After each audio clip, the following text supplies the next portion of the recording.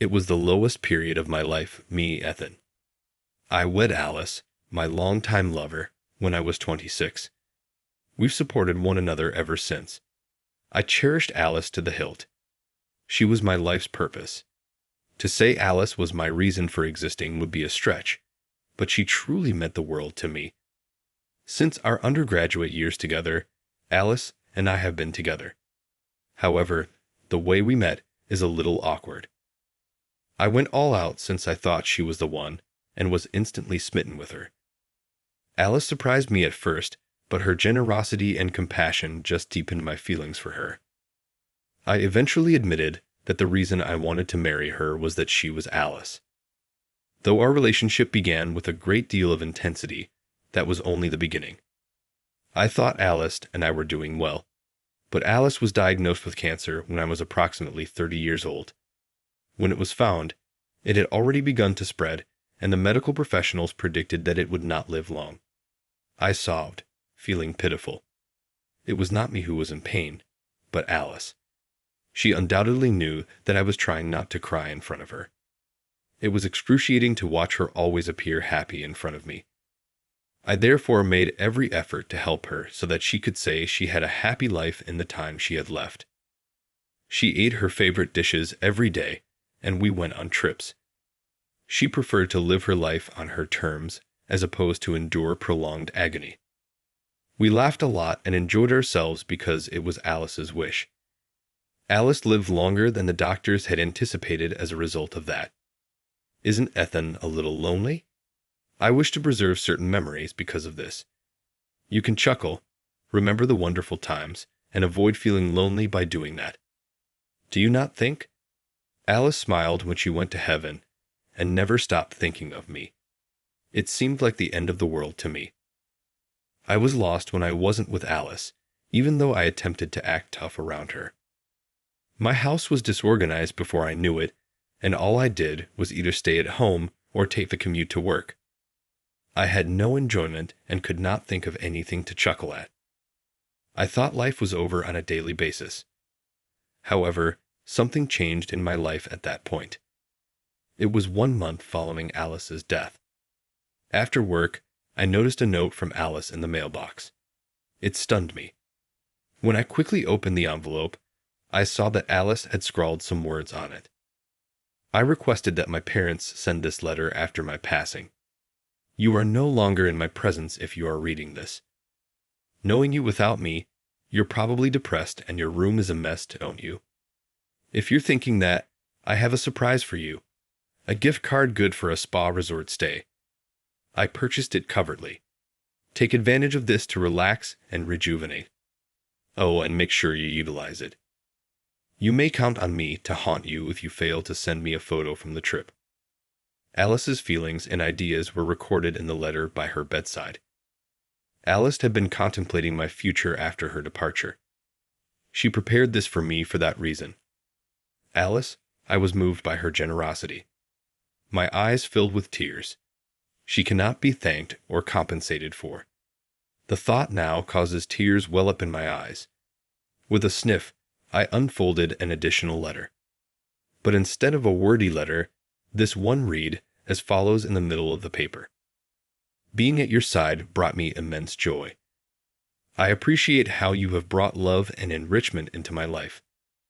I adore you a great deal.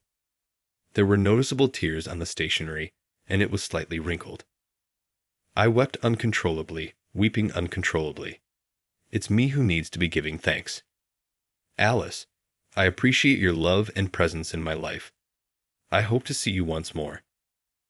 I looked out at the beautiful alpine scenery as the bus bounced me gently. I took today off to go on the trip that Alice gave me as a gift. To be honest, I wasn't all that excited, but Alice was anticipating the photos. As the bus transported me, I thought of Alice and how much she enjoyed the outdoors. She loved to travel, especially to regions with lots of natural beauty. She threw caution to the wind and declared that she still wanted to have a woodland bathe. I didn't often visit natural areas like mountains or rivers. All I can say is that I may have gone on field excursions for school. I used to wonder why gazing at trees was so enjoyable. However, after spending time in nature and with Alice, I was moved by the abundance and beauty of the planet. You won't find a vista like that in the city. There's an escape from reality, and before I knew it, I started to value the natural world. While brown and green hues make up the majority of the scenery from the bus, there are moments when rivers and camping areas are visible. In relation to that, Alice and I frequently went camping. Gathering the necessary equipment and all was a bit of a problem when she initially suggested camping, but it was enjoyable. Trying to start a fire, preparing the BBQ, getting too worked up about little things, and sharing laughs with one another. I shed silent tears as I saw the undulating forest scenery, recalling Alice. A deep and pervasive despair is piercing my heart. It is excruciatingly painful. I sobbed in silence. Please allow me to cry. I'm not resilient enough to bounce back that rapidly. Pardon me, are you all right? The woman seated across the aisle from me stretched out in worry, but I was just silently crying. I'm sorry. I'm fine, really. I attempted to acknowledge with a nod, but I was immobile. The woman in front of me was incredibly gorgeous. I was looking shocked, and the long-haired woman tilted her head and said, is there something on my face? Sorry, you just remind me of someone I know, I hurriedly said, snapping back to reality and wiping away my tears. I was taken aback by more than simply her attractiveness. She was obviously quite beautiful, but I also had a vague impression that we had met someplace in the past, but I couldn't place it. What location was it? Oh no, I can't recall. The woman laughed and gave me a little dissatisfied look while I was lost in contemplation. Ha, figures, right. Then she muttered something to herself that I was unable to understand. Did I say something odd? I tried to change the subject out of instinct after noticing her rather dejected profile. I appreciate you speaking with me. It enabled me to gather myself. She seemed to be traveling alone, and I knew that if I kept thinking about Alice, I would ruin the trip she had arranged for me. Perhaps that's why I made an effort to strike up a discussion. She smiled gently in response, though she still appeared astonished. I just felt it was unfortunate that a face that attractive could look so depressed. Are you going anywhere by yourself?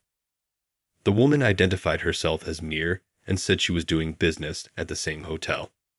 She said, she must have been a wonderful woman, as I introduced myself and said the trip was a gift from my late wife. Grieving over the loss of someone like her is only natural. She struck me as a genuinely good-hearted individual who had a genuine ability to relate to others. There is still some time before the bus comes. Could you please tell me a few things about your wife? What? I apologize if this is too painful. It is not necessary for you to. I've really never truly experienced the tenderness of a family because I was raised in an institution and have never been married. Mir gave me a slightly envious look. She seemed a little younger than me, but she exuded a certain innocent youth. Her remarks made me wonder if she had experienced a lack of affection as a child. They were so heavy and depressing. If you're okay hearing my story, I've got plenty. I then started telling Alice about my happy memories. It seems like you two were quite intimate, Mir said, grinning broadly. She listened to my narrative through to the very end, and it felt good to share my recollections with someone again, as it had been a long time. I haven't actually talked to many people since Alice died away. I've been keeping to myself. However, it was precisely because of that I was having trouble remembering where I had previously encountered Mir. I hoped that as I spoke, I would remember, but regrettably, I was unable to. My face must have reflected how uncomfortable I was. It felt like a fishbone caught in my throat. Perplexed, Mir inquired, "Is everything okay? You appear to be thinking deeply." I smiled at her. I didn't realize it was that clear. I can't quite place it, but I have a feeling that I have met you before. Oh, I see now. It's annoying when you can't recall something, she said before offering to assist in clearing that out. she said to me, passing me a piece of paper. That actually has a small studio in its annex. Visit and take a look. The bus stopped at that same moment as she grinned. I went to the inn after getting off the bus, and I had a decent time while on vacation. Even though I wasn't feeling very upbeat, talking to Mir made me feel better. I felt a little better when I thought of having a narrative to tell Alice, and I was interested in the studio Mir had described. Despite being an inn, this location seems to host concerts on a regular basis. Although I initially didn't understand why an inn would include a studio, the musical events helped it make sense. Mir had said that I would see why I was feeling uneasy if I went to the studio. I suppose I had to investigate. I went to the studio after taking use of the hot springs. I looked up to saw Mir, dressed in a dress, strumming a guitar. Something about her reminded me of a recollection. During the time Alice was still living with us, our dates would frequently take us to amusement parks. Since camping was a bit pricey for us, we typically went to the movies or the park instead. Alice stated, "Look over there," on one of those days. They have an event scheduled. At a little amusement park, there was a show on stage.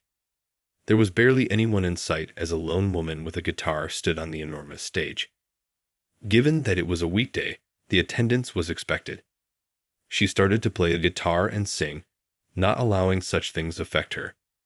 She had a very lovely and clear voice. More and more people gathered around as the music continued. Alice was also moved to tears. "She is incredible."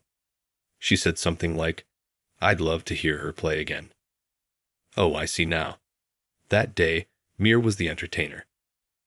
I hardly remember her face because it was so long ago, but I will never forget the sound of her voice and the guitar. As Mir stated, I felt a lot better, and the knot in my throat relaxed. Her performance gave me a much-needed boost of energy. As it happens, Alice and I had just begun dating when we heard Mir's performance. Memories of those early days, both sweet and terrible, flitted back. It was like receiving a gift from Alice to meet Mir here today. Alice had a wonderful way of surprising people from a distance. Regards, Alice. Strangely, I don't feel pain when I listen to Mir's song and think back on Alice. For the first time in a long time, Mir's song appeared to wash away my sorrow and enable me to speak openly about my memories of Alice. There was a chance for spectators to shake hands with her after the show. She appeared to have a sizable following, each one beaming with enthusiasm at the prospect of getting to know her. In my case, I placed a thank you note in a fan mailbox since I lacked the bravery to participate in the handshake session. It said, "Thanks to you, I remembered so many memories with my wife." However, I haven't seen her again since then. I guess that's only natural. After all, she has her fans. I'm not the type to approach her casually. I had that thought. There was little chance of me running into her, because I was traveling alone and the inn was somewhat large. It's unlikely that I'll see her again. Meeting someone by chance is usually an uncommon occurrence. Once-in-a-lifetime experiences, if you will. That's what makes a journey truly charming. Surprisingly, though, I never would have thought that we would go on a blind date. I was astounded as well. It was on a blind date, 2 years later, when I finally ran across Maya. I didn't recognize her at first since she had cropped her long hair for a photo taken on a blind date. I should mention that my friend essentially compelled me to go on the blind date.